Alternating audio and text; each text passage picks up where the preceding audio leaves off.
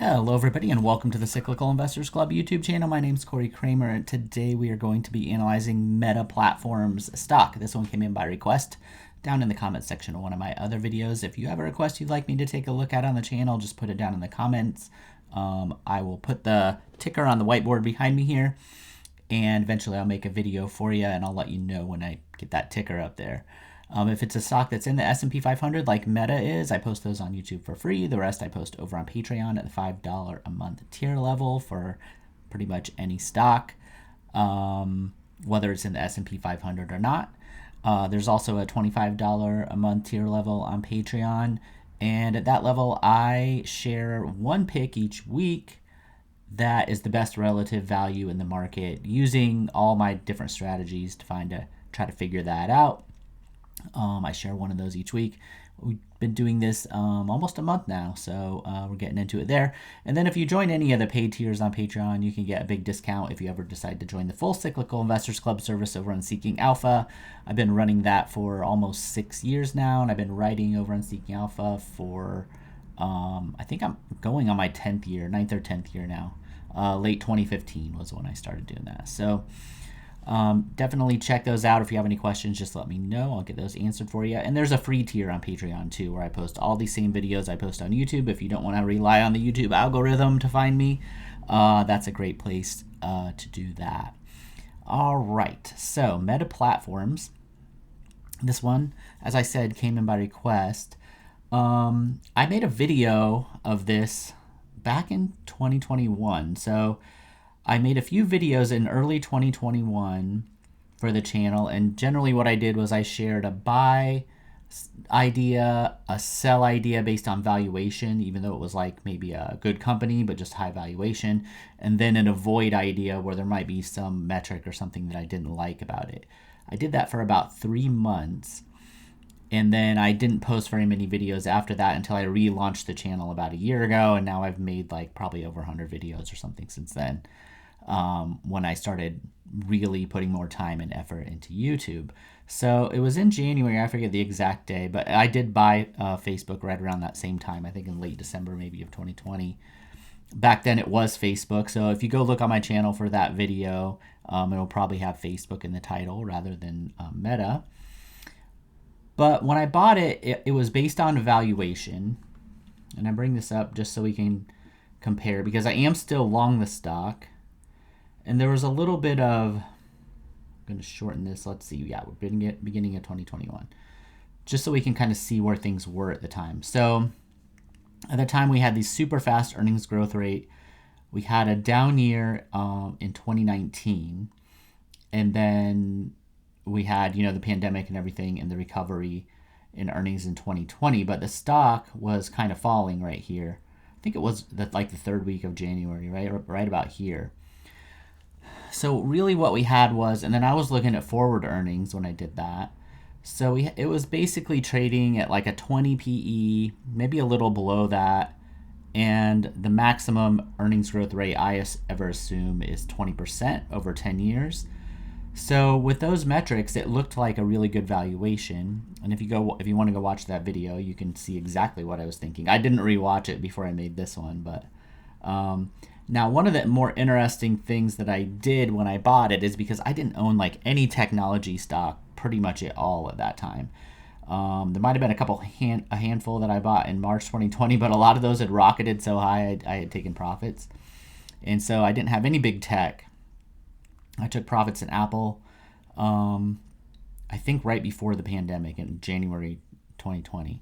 So I really didn't have anything, and I said, well, even though I know this could be cyclical, because it's basically an advertising business, and that's usually cyclical, I just committed to just hold that position for the long term, and I was just going to hold it out because I didn't really have very much exposure at all to that. I didn't own Google. I didn't own any of the other advertising-based businesses, really. And so that resulted in like a 60% drawdown initially when these earnings fell in 2022. Over 60, yeah. So probably a 65% drawdown I experienced.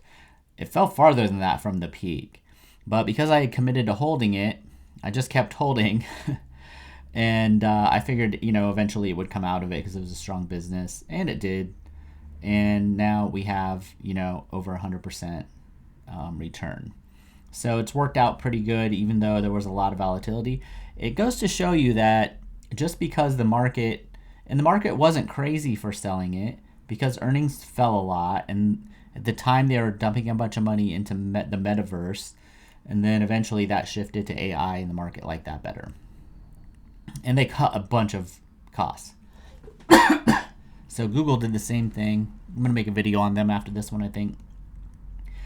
So a combination of just cutting costs, having kind of a rebound, and then AI and all that stuff came together. Earnings doubled, basically, almost tripled actually, now off the bottom. And we're off to the races. So let's look at the valuation now using essentially the same method that I did before and see where it stands. So if we just look at the expected earnings here of $21.39 and the price, the PE ratio, I have the PE at about 26.5, excuse me. What I want to know is if I invested $100 in Meta right now, how much earnings might I collect over a 10-year period? And I'm going to assume a 13%, well, 13.66% earnings growth rate. Let's see what the analysts have. That's just below what analysts have. So, and I really haven't changed that for a while. It's been right around there. So I don't think my earnings growth rate's like super out of touch. It's a little, maybe even a little more conservative than what we have here from analysts. So when we put this all together, we get an earnings yield of 3.81%. So that's going to be, instead of a PE where the price is over the earnings, it's the earnings over the price. And then that creates, a decimal, which if you turn to a percent is 3.81%. So for every $100, you get $3.81 if you owned the business, right? And that's going to grow at 13% a year. And I pull that, not the whole thing not the $103 will grow at 13% a year. The $381 will grow at 13%. And I pull the first year forward. So I assume the first year you earn $4.33 on your $100, and then you see how much you can collect over time as that grows. And this is the cumulative amount you see here above 100. So I go out 10 years. So if we started with 100, we'd end with 182.32. And if you put that into a CAGR calculator, you get a 10-year CAGR of 6.19%. The market's probably closer to like 5.19%, so it's actually cheaper than the market right now. If you assume that 13% earnings growth, that they can keep that going. The midpoint of fair value for me is like 6.5%. So it's a little touch more expensive than the midpoint, but quite a bit less expensive than the average stock like in the S&P 500 using these assumptions. 8%, so when the price goes down, this CAGR, 10-year CAGR goes up because you're getting more earnings for each $100, right? So when this is above 8%, that's when it would be a buy. Okay, so you need the price to fall or earnings to rise faster or something along, some combination of those things together. And when we do that calculation to get 8%, right now the stock trades at $567 a share. We would need it to fall to $4.03 a share to cross that 8% threshold. Now, that would just be a normal buy price, and I actually think it would be fine to start adding a little bit of a position at that price if you didn't own any. And it depends on how much big tech and Mag 7 stocks you already have. If you don't have very many, maybe you start adding there. If you have a lot more exposure, you could wait to see if you get a lower price. So portfolio considerations come in too. The other consideration is whether we're going into recession or not.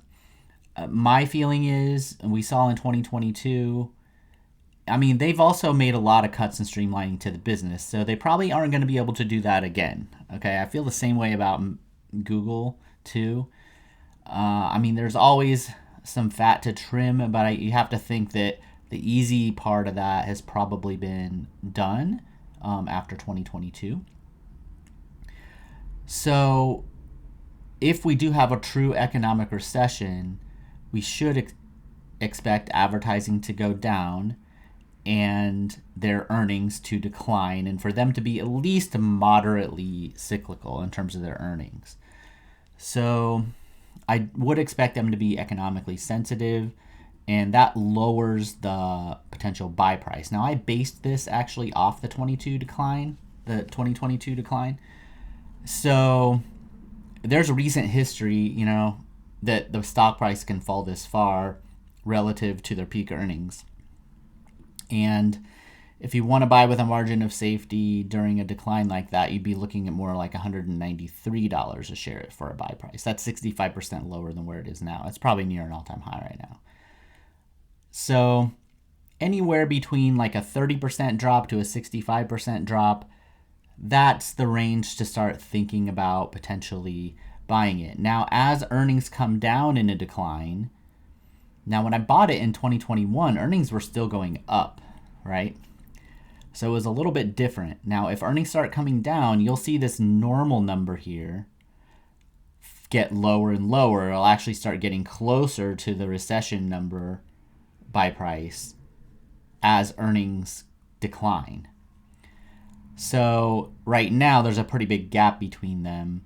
But, you can see if I go back to the fast graph here, if you just use the PE, let's say the PE, it was 25 near the peak, and that's not the exact peak.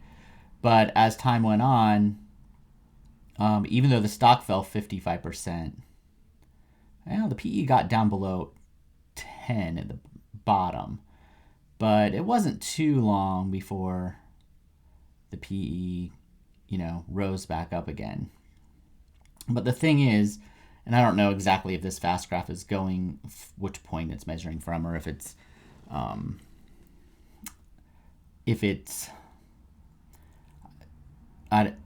blending the earnings over time or whatever here. I'm not sure, but if you look, earnings fell 38%, but the stock price fell